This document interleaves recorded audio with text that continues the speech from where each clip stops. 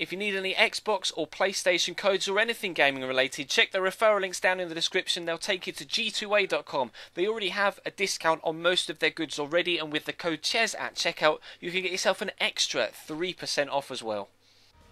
Hey guys, how's it going? Chez back again and welcome to episode number 50 of the Liverpool career mode here on FIFA 15. We're at the half-century mark and almost to mark that, we enter the January transfer window today. I've not done a 50th episode special type thing, but we are entering the January transfer window at the end, or in the middle rather, of the second season, and as we head into this game against Hull, as you saw there, we are still top of the league with this game in hand. So should we win this, we can extend our lead at the top, although playing in such horrible conditions, it's not going to be the easiest of games, especially against a side that won't necessarily lend themselves towards a fast flowing kind of heavily football oriented, or heavily kind of tick-attacker football orientated game.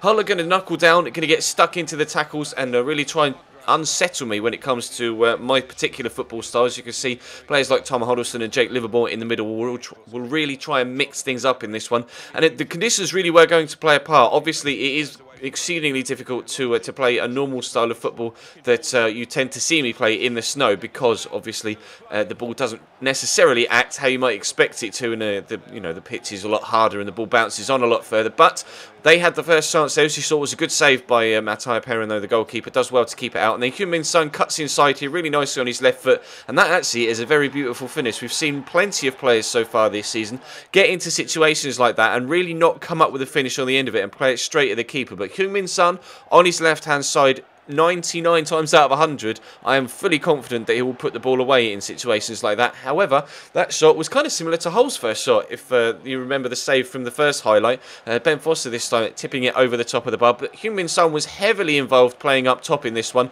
Of course, we currently are missing Daniel Sturridge, so in this rotation side, Heung-min Son plays up top with Divock Origi out wide. However, in this January transfer window, we are looking to replace our centre attacking midfielder, or at least bring in an extra centre attacking midfielder, so that we can play Heung-min Son out wide, get Daniel Sturridge back up top when he returns from injury, and then Stevie G, who will drop to the bench, and we can replace him in this rotation. So, but that definitely was a penalty. You saw that it was on the line, which by the letter of the law is a penalty. If the foul is made on the line, it counts as inside the box. So Stevie went down, brushed himself off, took the pen, and gave us a 2-0 lead.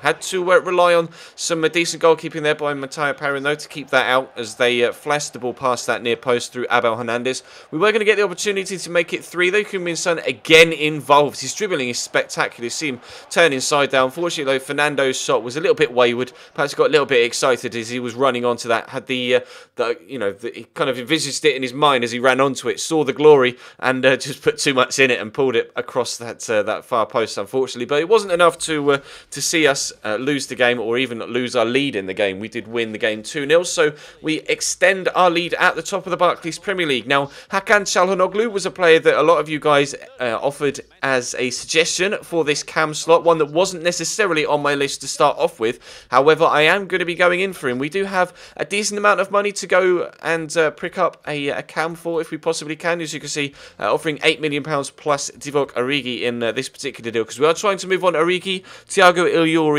and Sebastian Coates in this January window, if we possibly can, to try and open up some extra funds to maybe go for someone like Arda Turan or Isco. They've asked for 40 odd for Arda Turan, and I am not willing to pay £40 million for Arda Turan. However, once I eventually put the right player in the deal, I am willing to go up to about 25 to 30 for Arda Turan. So we'll have to wait and see what happens with that one. And again, Real Madrid, the other side of the city, obviously want 40 plus as well for Isco. And again, similar to Arda Turan, I'd be willing to go to 25 to 30 for Isco, but not necessarily much higher. So we may end up getting Hakan Çalhanoğlu just because we can't afford to bring in the other two. But that's no slight on Çalhanoğlu's part, because he is a fantastic player and a bargain price for the sort of figures they've been asking for. This is just as important a game as the first one. Obviously, we extended the lead with the win over Hull with our game in hand. But should we lose this one, then that would be kind of nullified, because Tottenham would shut the gap from 6 to 3. So we needed to be at our best away from home at White Hart Lane. Hugo Lloris in goal, of course, and I was going to call him Javier Martinez. Then Jackson Martinez up top in a 4-2-3-1 for Tottenham. Obviously, we're looking at Christian Eriksen from them as well. I have put a bid in for him, although they wanted kind of 40 plus for him as well. So the expected fees for all of the players we're looking at is quite high. However, should we bring someone in, we want them to be of good enough quality, so we may have to end up shelling out the cash to bring in someone that's worth bringing in, because we don't necessarily want to bring in just an average player, because the team is playing very well right now and we want to build on that, not kind of stunt its growth. So we want to make sure we bring in a genuine first-class, world-class, first team quality player to the club, and Coutinho plays through Gundogan here, who is one of the new first-class, world-class players we brought into the club this season, and unfortunately though he wasn't quite able to get the better of Hugo Lloris. Obviously one of the best goalkeepers on the game, Hugo Lloris, and one of the best goalkeepers in real life as well, so it's not going to be easy to try and get the ball past him here to get ourselves a victory, but Alberto Moreno nicks it off Kyle Walker there, stands it up, and I don't know how Douglas Costa has beaten two defenders to that header, but I'm exceedingly glad that he has done, because that gives us a 1-0 lead as we headed towards half-time, although Tottenham were going to get themselves another chance at the other end before we went in for the break. Lewis Holtby, the man doing the work down the right-hand side, somehow the defender just quite mistimes the header, and it glances off the top of his head. They do have the chance at the back post, but as you saw there, they did miss it, or at least it was a comfortable save for the goalkeeper, Ruffier. So we're able to come into the second half with our lead still intact, and Raheem Sterling gave Kyle Walker a nightmare of a day. Absolutely ran him wild, and somehow, I don't know how that hasn't ended up in the back of the net. Lloris gets something on it, which is enough to, divert the ball onto the post, and then the follow-up player just can't quite reach it. I think it was Douglas Costa trying to race in and toe poke it home, but the reactions of Lloris are second to none, and does exceedingly well. Exceedingly seems to be my word of choice for this episode. He does exceedingly well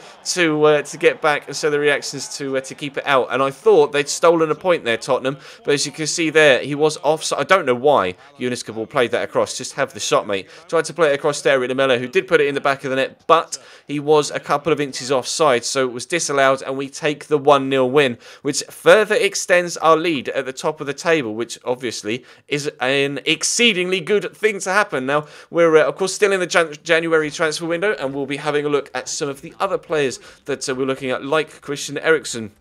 He did come off the bench, I think, in the game against Tottenham. I don't believe he started, although I might be mistaken with that. But we're offering him £16 million plus Origi for this one, and we'll have to wait and see what happens there. We did have the unfortunate offers for Isco, Çalhanoğlu, and Arda Turan all rejected, so I'm having to kind of up my offers for each of those particular players. We did get an offer in for Jordan Henderson as well, which I'm going to reject. He's actually growing quite nicely this year, Jordan Henderson, and has been fantastic in that centre mid role for us, either be it alongside Gundogan or Fernando or Morgan Schneiderlin, who unfortunately was injured recently but is on his way back from injury, so hopefully he can have a say in some of the future games between now and the end of the season. We do get an offer for Origi outright. Now, I wasn't sure what to do here, because if I get a decent amount of money for Origi, I might not have to use him as make weight for another deal. So perhaps if we can get him to Swansea for £8.5 million, then we'll be able to use that money to bring in one of the other players we're looking at without having to use a player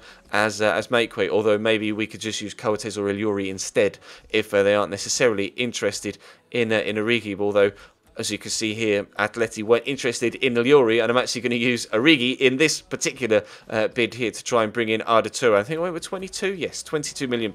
So we'll have to wait and see what happens with that over the next couple of days. Of course, we'll be going through the January transfer window this current week here on the Liverpool Career Mode series, although we are definitely trying to grow from strength to strength in all of the series we've got right now. We'll find out tomorrow whether we move in the My Player series or not. You'll have to wait and see. Tonight we've got more action from the Career Mode Road to Glory at Cambridge United. Of course, we recently went through transfer deadline day on that particular series at the beginning of the third season. Doing well so far in the Championship, so keep your eyes out for that.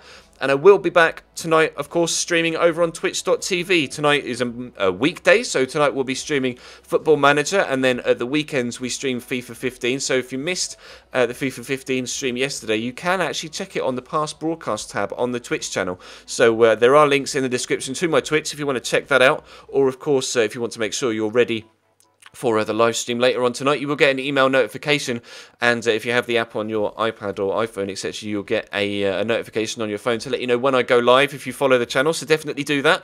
And follow me on Twitter as well if you want to know exactly when I'm going to go live, because I tweet out whenever stuff's going down. But I tend to stream at exactly the same time every day at 8:45 p.m. GMT, so whatever that is in your relevant time zone, you'll have to work that out yourselves.